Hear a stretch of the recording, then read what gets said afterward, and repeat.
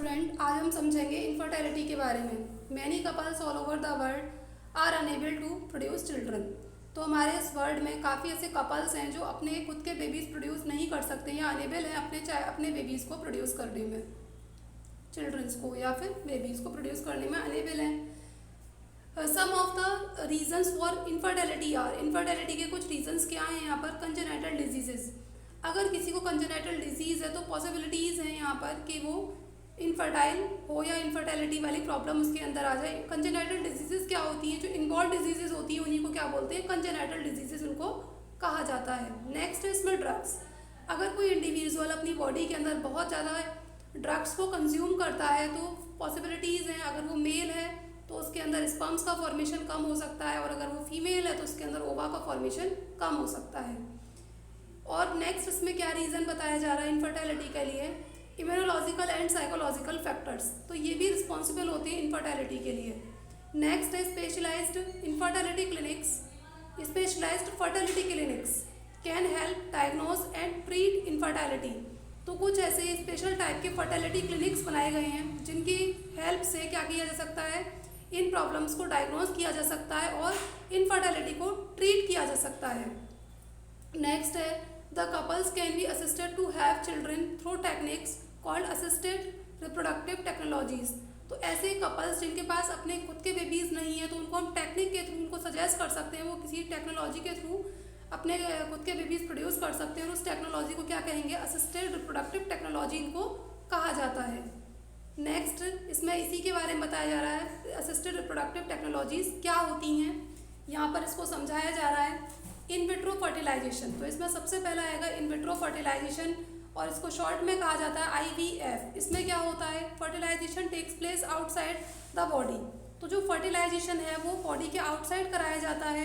The following techniques are included in IVF। तो IVF में कुछ और टेक्नोलॉजीज हैं वो इंक्लूडेड है।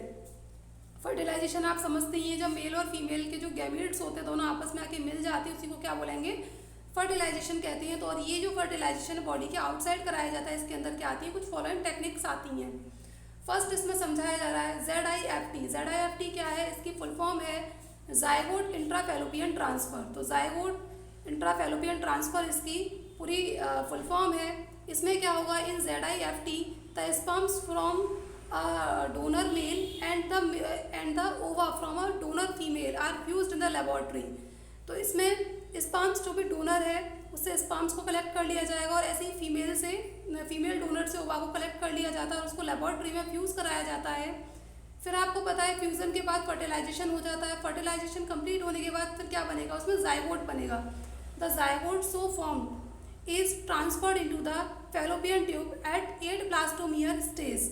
अब इस जायगोट को जब ये फॉर्म हो जाएगा और इसके अंदर जब 8 ब्लास्टोमियर वाली स्टेज आ जाती है, तब इसको फैलोपियन ट्यूब के अंदर इंजेक्ट कर दिया जाता है या ट्रांसफ़र कर दिया जाता है। तो ये है ZIFT। नेक्स्ट है इसमें IUT। IUT की फुल फॉर्म है इंट्रा यूटेराइन ट्रांसफ़र। इस टेक्निक में क्या किया जाएगा, in this technique embryo with more than 8 blastomere are transferred into the uterus. अब जो एम्ब्रियो है उस एम्ब्रियो के अंदर 8 से ज़्यादा ब्लास्टोमियर वाली सेल्स अगर उसके अंदर बन जाती हैं, तब उसको यूट्रस के अंदर ट्रांसफ़र कर दिया जाता है या इंजेक्ट कर दिया जाता है। देखो बच्चों, दोनों ही टेक्नोलॉजी जो है, जैसे हमने अभी ऊपर वाली पढ़ी है, फिर नीचे वाली जो टेक्नोलॉजी पढ़ी है, इनमें एक बात कॉमन है कि दोनों के अंदर जायगोट बनाया जा रहा है आउटसाइड ऑफ द बॉडी। यहाँ पर 8 ब्लास्टोमियर वाली स्टेज पर एम्ब्रियो को उसके अंदर जो फैलोपियन ट्यूब है वहाँ पर इंजेक्ट किया जा रहा है, और यहाँ पर क्या किया जा रहा है, जब एम्ब्रियो के अंदर 8 ब्लास्टोमियर वाली स्टेज से ज़्यादा हो जाती हैं तब उसको यूट्रस के अंदर डाला जाता है। यहाँ पर यूट्रस में ट्रांसफ़र किया जा रहा है और यहाँ पर फैलोपियन ट्यूब में ट्रांसफ़र किया जा रहा है। ठीक है, बाकी तो दोनों में एक जैसा ही है। नेक्स्ट है इसमें IFT। It stand for gamete intra fallopian transfer. तो इसकी फुल फॉर्म क्या है, गैमीट इंट्रा फैलोपियन ट्रांसफ़र इसकी फुल फॉर्म है।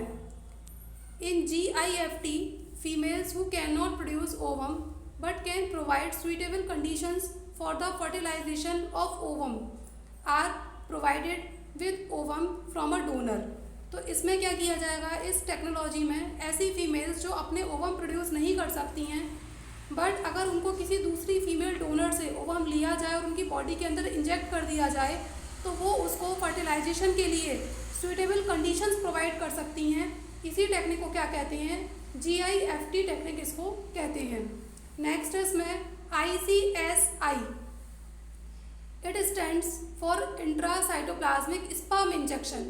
तो इसकी फुल फॉर्म क्या है, इंट्रासाइटोप्लाज्मिक स्पर्म इंजेक्शन। इसमें क्या किया जाता है इस टेक्निक में, in this method sperms is directly injected into the cytoplasm of the ovum. तो जो ओवम के अंदर साइटोप्लाज्म मिलता है, उस साइटोप्लाज्म के अंदर स्पर्म को डायरेक्टली इंजेक्ट कर दिया जाता है। ओवम के साइटोप्लाज्म में डायरेक्टली क्या किया जाएगा, स्पर्म को इंजेक्ट कर दिया जाता है। उसी को क्या कहेंगे, ICSI टेक्निक इसको कहा जाता है। नेक्स्ट है इसमें आर्टिफिशियल इंसेमिनेशन।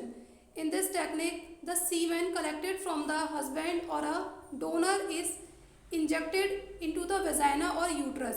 तो जो भी मेल है, या तो वो हस्बैंड है या फिर कोई दूसरा कोई मेल हो सकता है, उससे क्या किया जाए कि स्पर्म्स को या सीमन को उसको कलेक्ट कर लिया जाता है और उन सीमन को यूट्रस या वेजाइना में डायरेक्टली ट्रांसफ़र कर दिया जाता है, इंजेक्ट कर दिया जाता है। इसी को क्या कहते हैं, आर्टिफिशियल इंसेमिनेशन इसको कहा जाएगा।